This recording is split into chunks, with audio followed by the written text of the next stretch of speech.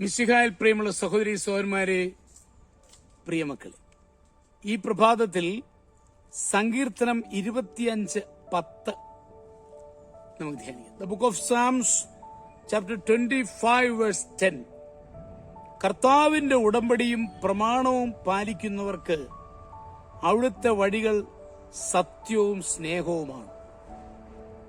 കർത്താവിന്റെ ഉടമ്പടിയും കൽപ്പനയും പാലിച്ചാൽ അത് നമുക്ക് വലിയ പരീക്ഷയാണ് എന്നുള്ളതിന് യാതൊരു സംശയവുമില്ല.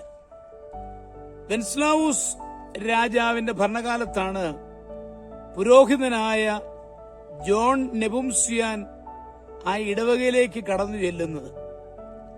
പണ്ഡിതനായിരുന്ന ജോണച്ചനെ എല്ലാവരും ഇഷ്ടപ്പെട്ടു. പക്ഷെ രാജാവിനാവട്ടെ അച്ഛനെ ഒട്ടും സ്നേഹിക്കാൻ കഴിഞ്ഞില്ല. വെൻസ്ലാവൂസ് രാജാവിന്റെ പത്നിയായിരുന്നു നിഷ്കളങ്കയായ യോഹന്ന. പനിനീർ പുഷ്പം പോലെ വിശുദ്ധിയായ രാജ്ഞിയെ രാജാവ് അത്യധികം സ്നേഹിച്ചു.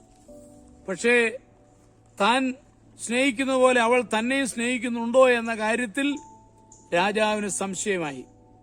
ഒരിക്കൽ രാജ്ഞി ജോണച്ചന്റെ അടുക്കൽ കുമ്പസാരിച്ച ശേഷം പോകുന്നത് രാജാവ് കണ്ടു. വെൻസ്ലാവൂസ് രാജാവ് സാവധാനം അച്ഛന്റെ അടുത്തെത്തി. രാജ്ഞി എന്താണ് കുമ്പസാരിച്ചതെന്ന് പറയാൻ രാജാവ് ആവശ്യപ്പെട്ടു. ജോണച്ചൻ പറഞ്ഞു, രാജാവേ, ഒരിക്കലും പാപങ്ങൾ ഈശോയോടല്ലാതെ വൈദികൻ മറ്റാരോടും പറയില്ല. രാജാവ് സമ്മാനങ്ങൾ വാഗ്ദാനം ചെയ്തു. അച്ഛനു വേണ്ടി എന്റെ സിംഹാസനം പോലും വലിച്ചെറിയാൻ തയ്യാറാണ്. ധാരാളം രത്നങ്ങളും സ്വർണ്ണ നാണയങ്ങളും തരാം.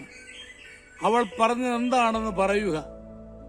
രാജാവിന്റെ ഒരപേക്ഷയും ജോണച്ചൻ പരിഗണിച്ചില്ല.